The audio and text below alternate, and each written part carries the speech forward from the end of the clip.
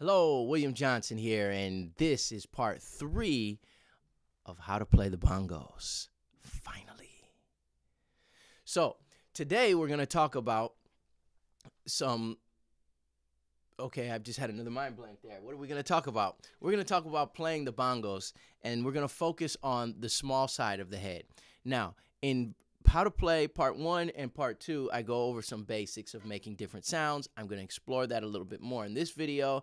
But if you want to go back and learn some of the learn a basic rhythm like the martillo, which there are different versions and different ways to play the martillo, but I give one way, and we'll explore a couple other things later. But go back to going down, hit right below this, my channel, go into lessons, go into playlist, how to play the bongos. You'll see part 1 and part 2. Now, today we're going to stay mainly on this drum right here and explore some options, okay? Some sounds that we can make out of this drum and some variations, some things that I generally do, okay? So, but before we get into that, before we get into the bongos today, it's the holiday season here, and in a couple days I'll be uploading a video cover of Little Drummer Boy. So look out for that. It's a vocal and percussion cover performance of the Little Drummer Boy. Hopefully you'll like that. So that'll be just a couple days. Depends if I get this out today, but this Friday, I'm hoping that I'll be able to get the video out. So prayerfully that happens. And yeah, so anyways, be on the lookout for a lot of cool things that are coming soon. Merry Christmas to you in this season. And yeah, let's jump right into how to play bongos, part 3. Now, don't forget to subscribe and hit that bell notification so you also know when other videos are coming up.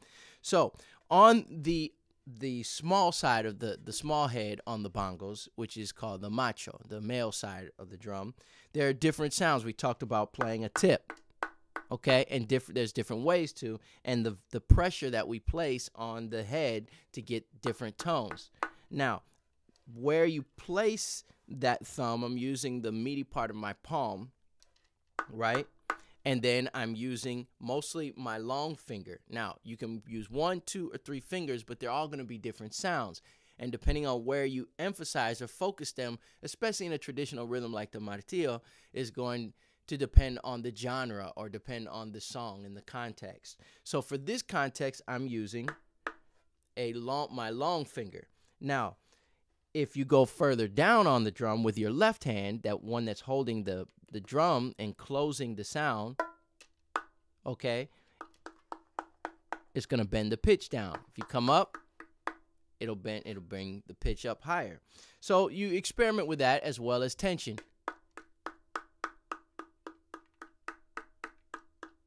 Okay? And I'm also tilting my hand a little bit to the left and to the right and to the left, depending on the sound that I want. Okay? All right. So, anyways, a couple rudiments that I tend to borrow from the congas onto the macho, the male side of the drum, are the flams and a roll, not like a 5-stroke roll, but it's a little bit different than that, than the one that I often do, traditional 5-stroke roll that I often do on the congas. And then I'm going to explain that. Anyways, a couple cool rudiments to use with the bongos. Flam on the macho. Now, a couple different ways that I use flams. One way that I use flams is with the first note with my index finger in the center around where the manufacturer's mark for the skin for the head is. And the second way, coming down, is on the tip, is on the rim with my long finger here and a little bit of the ring finger, but mostly the long finger. So here would be a regular flam with just the 2 index fingers in the center of the drum.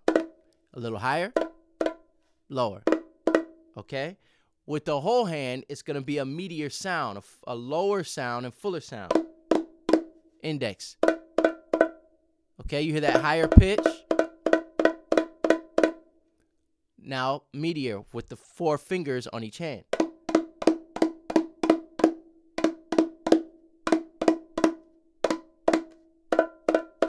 index. Now, if I want to make a variation of that flam with the sounds,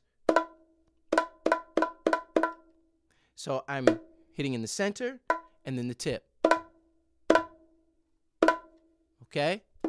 Thumbs. So, regular, outside with the tip, center, and then the tip. And you can do it the other way around as well. You can also use your thumb in the center for that sound. Bongos, you can use your whole hand, but what's characteristic to get all of those really light and crisp sounds are fingers. You want to use your whole hand, so that includes fingers, individual fingers for individual strokes. There's a large variety of sounds that you can pull just out of the bongos, and tuning is a big thing, so we'll talk about that here. But so I switch from my middle finger to my index finger to full, index to full hand, and back to the, okay? So if I was doing a martillo,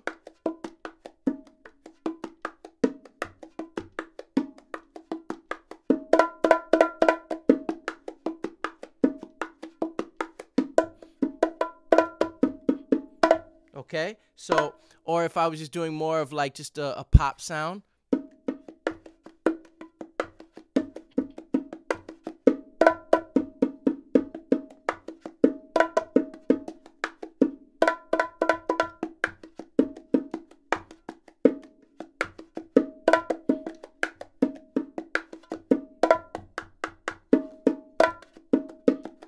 see how I'm using that?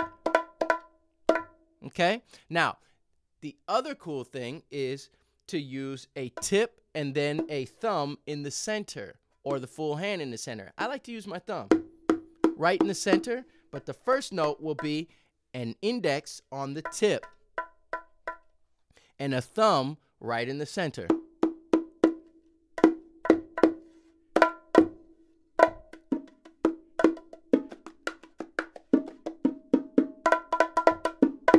Hear that? The other way.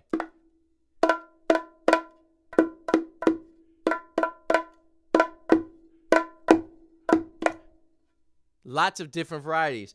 Also, you can use a whole hand with this part that plays the martillo that holds the skin down like this, the tension, and then come down with the tip. See how it's almost like to the side there, motion.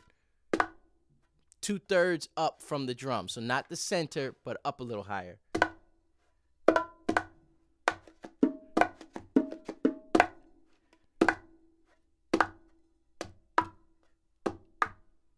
And I like to use that as an accent within the rhythm. So if I'm playing like a backbeat rhythm, like a 2/4 type thing, 1, 2, 3, 4, to boom, to cat, boom, to cat, to boom, cat, boom, but cat, right before the backbeat. And then, so I'm using this palm and then the tip as a flam, and then coming down right after the tip, the second note of the flam, I'm coming down on the bottom of the rim, farthest from me to the floor, closer to the floor, with my 2 fingers here, my ring finger and my long finger, my finger there. I'm coming down. So 1, the first note, second note of the flam, and right after that on the bottom. So it goes ra ta ta ta ta doom.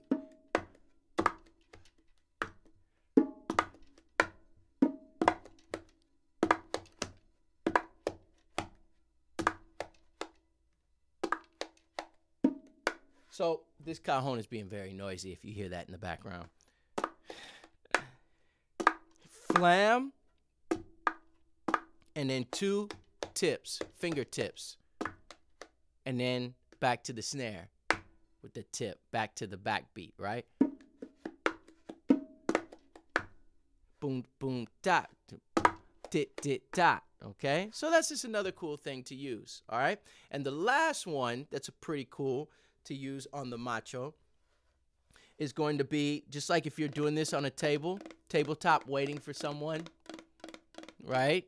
And you're going, well, you can do that, and then the fifth note will be a tip with your left hand on the rim, okay?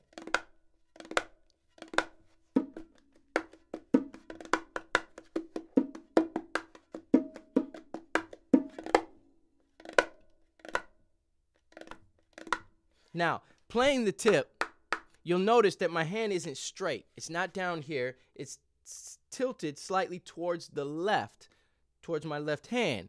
That's ergonomic there, okay? And if I tilt it even more to almost make it straight along the rim, that gets more of the wood sound. And then if I come down farther,